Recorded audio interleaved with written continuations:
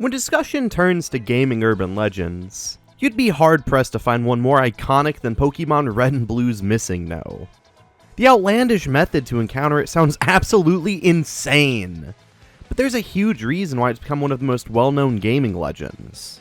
When compared to similar rumors of the time, such as unlocking Luigi in Super Mario 64, or obtaining the Triforce in Ocarina of Time, Missingno was much more than just a rumor or a legend. Unlike those examples, Missingno is real, and pretty effectively blurs the lines between fact and fiction. It's the rare cases like Missingno, where some absolutely apeshit rumor you heard ends up being true, that help give other rumors at the time a little bit more credibility. After all, if something as crazy as Missingno ended up being true, then who's to say Luigi isn't in Mario 64? That the Triforce isn't hidden in Ocarina of Time? That Tomb Raider doesn't have some super secret nude code? Missingno is probably the most iconic gaming legend. I mean, come on, there's a mod where you can fight the son of a bitch in Friday Night Funkin', and the music is pretty great.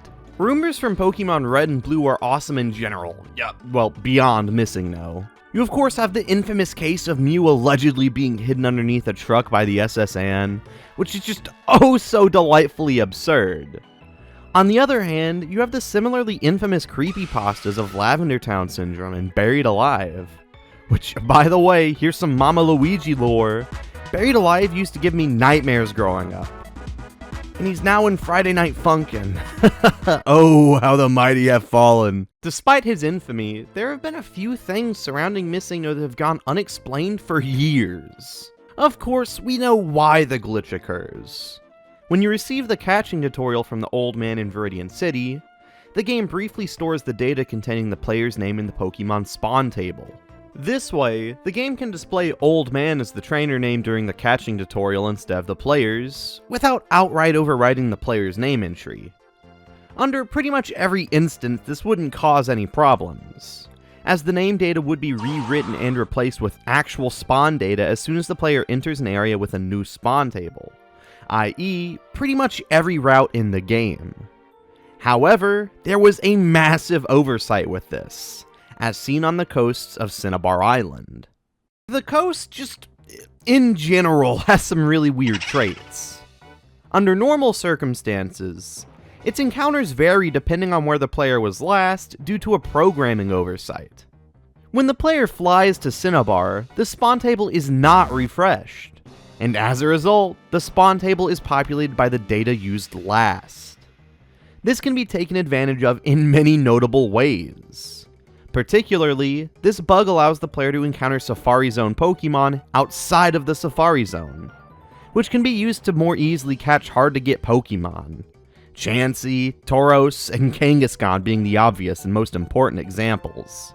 This will obviously cause problems if Cinnabar is flown to immediately after the catching tutorial, as the last used spawn table was populated with data from the player's name entry.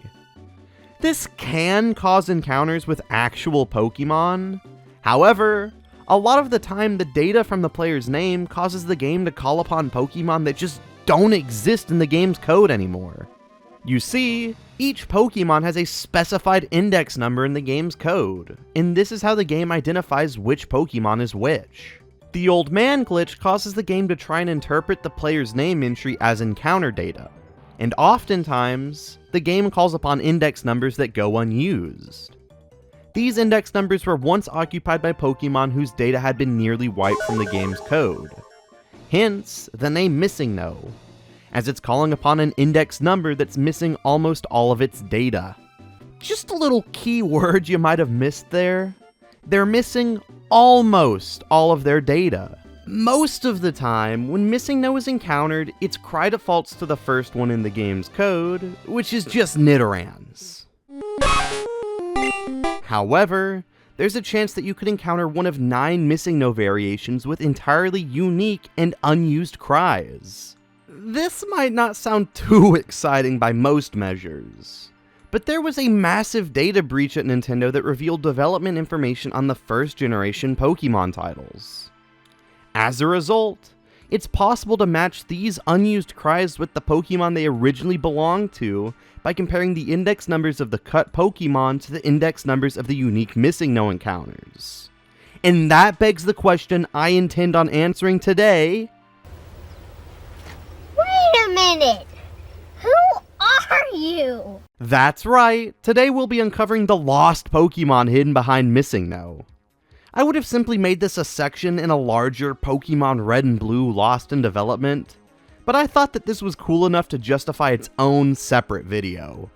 And as much as I'd love to make a full video documenting the game's history and cut content, the prospect of trying to properly combine years of research from many sources into a digestible format while dictating the facts from fiction is incredibly intimidating. Full disclosure, this has been documented online before, namely on the cutting room floor. I know, how surprising. But it's not been super widely circulated, so I thought I'd do my part and try to spread the word. Now, to address one question you may be asking, how do we know that these cries aren't just garbage data, and likely the actual intended cries for these 9 Pokemon?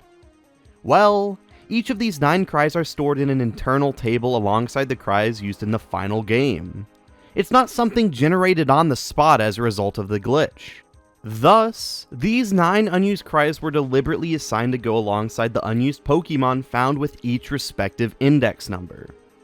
For this to make more sense, it's necessary for me to explore the way that Pokemon Red and Blue handles cries, and why exactly I believe these 9 are still left over in the game's code.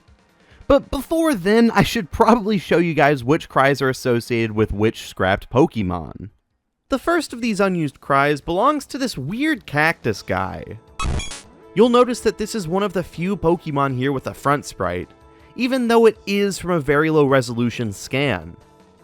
Based on the fact that every single newly discovered Pokemon from the data leak was missing their front sprite, it's incredibly likely that all the data for these scrapped Pokemon's front-facing sprites have been lost to time, making scans of documents like the one seen here the only way we'll ever see a clearer picture of what may have been. This next cry belongs to the Missingno of index number 69. Nice. Which belongs to this scrapped pre-evolution for Zubat. This is another huge reason why I say that it's nearly impossible for these cries to be merely garbage data. After all, what are the odds that a scrapped, weaker version of Zubat has a random-ass cry assigned to it, and it just so happens to be nearly the exact same cry as Zubat? Something particularly interesting is that this cry is identical to the one used for Squirtle in the final game. Which might not sound super crazy or anything right now, but keep this in mind for later, we'll get back to this. Moving on to index number 79, the cry belongs to this weird bird fish thing? I don't really have a lot to add to this one. It's a really fitting sound from what little we can make of its design, so I'm just gonna move on to the next one, which belongs to index number 51, who was a Vulpix pre-evolution. This design is one of many scrapped Pokemon from Generation 1 who were planned to be added to the series in Pokemon Gold and Silver. Hence, how we have a front sprite for it.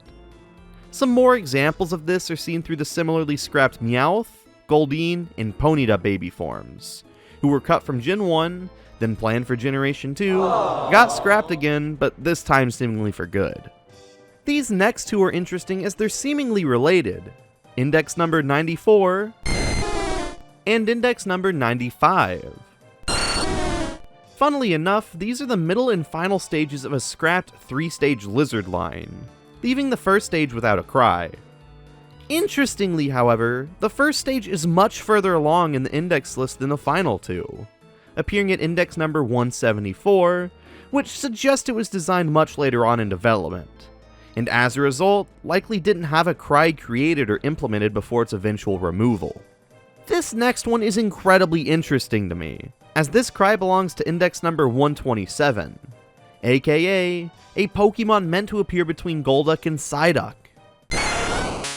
We've seen many final stages cut, we've seen many first stages cut, yet as far as I'm aware, this is the first instance and second overall occurrence of a middle stage getting scrapped. If I had to guess, this stage was probably cut due to it being redundant due to an extreme overabundance of water types.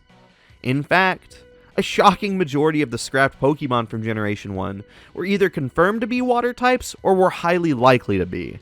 However, this next Pokemon would have likely given the game an additional, much needed Dragon type. as the cry found with index 137 likely belonged to this cute baby dragon. This is seemingly a pre-evolution to one of the earliest Pokemon ever designed, Gyaon, who was sandwiched right in between Kangaskhan and Rhydon in early development documents. If I had to guess, this line was likely scrapped to make Dragonite feel more special, and was probably repurposed later on to become the Tyranitar line in the second generation games. Finally, the last unused cry, and arguably the most interesting one, Pokemon Index 181, aka the original final stage for the Squirtle line. This Pokemon is interesting for a variety of reasons. For one, this wasn't simply redesigned to become Blastoise, as the two originally existed as entirely separate evolutionary lines. They decided to combine the two lines of turtle Pokemon, likely out of necessity due to the overabundance of water types, as well as it just being redundant to have two separate, not super distinct turtle species.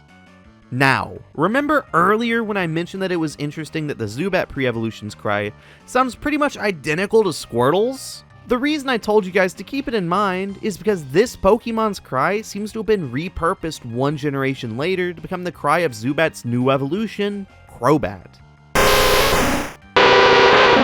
It's not super crazy or anything, it's just kind of ironic that the two lines ended up having so much crossover regarding their scrap stages and their cries. For all intents and purposes, the video should now be over since I've gone through and explained who each of these cries belong to. However, I wanted to answer one more small question before I call it, and that has to do with why these cries are still in the game's data. To be honest, I don't really have an excellent explanation for why these 9 Pokemon in specific have their cries intact. Meanwhile, the remaining 30 some odd scrapped creatures got shafted. I mean, it could mean that these Pokemon may have been scrapped particularly late into the game's development. A somewhat convincing case can be made for the scrap stages of Zubat, Squirtle, and Vulpix. But that will eventually just lead to more questions than answers. Like, why were the baby Vulpix and Zubat deemed so important that they got priority over the baby Ponyta, Meowth, and Goldeen? Then regarding the early Squirtle final stage, if he was around long enough to have a cry, then why don't we have cry data for Blastoise's original pre-evolution? I don't think it's too big of a stretch to assume that the game that's held together by Spit and Silly might have been made in a bit of a rush. Therefore, the devs probably just forgot to remove them or didn't see any point in doing it. After all, other than the Pokemon cries, the data for all 9 of these monsters have been scrubbed from the game's code, so it's not like the player would even hear them under normal circumstances anyways. However, a conversation can begin when you start to ask why the cries are still here, when older games, like Pokemon, usually couldn't afford to have any code unused due to memory limitations. This is where we get into an interesting discussion, since we now need to address how Pokemon Red and Blue handle cries. A Pokemon's cry is composed of 3 separate parts. A base, which is the, base audio file that's the core of a cry. The remaining 2 parts, pitch and length, are simply toggleable variables done to a base to make it sound different. In reality, rather than storing a unique audio track for each Pokemon's cry, the final game only has 37 tracks for this, and each Pokemon has a specific, usually unique, variation of pitch and length that make up their cries. It's like picking out an outfit. All you have to do is pick out a combination of shirt, pants, and whatever the hell else you want, and you're pretty much done. It's not like you have to go through and buy a duplicate of each shirt to wear with a different pair of pants, unless you're, a fabulously wealthy dumbass. It's incredibly efficient, especially for a time in which memory limitations were a constant worry for game devs. It's so efficient, in fact, that I'd imagine the amount of code this system occupies beyond the base audio files is practically negligible. The developers probably could have left dozens of these in the game's code without worrying about the memory the data's occupying. Nonetheless, a figure as small as 9. I hope you guys found this subject nearly as interesting as I did. Surely if you've made it to the end, you must have, so thank you. If you've enjoyed this video, please be sure to give it a like, and if you're feeling like a true badass today, subscribe to see more videos like this in the future. If you didn't like the video, please be sure to let me know what I can do to improve. Anyways, I'll be seeing you all next time. Later.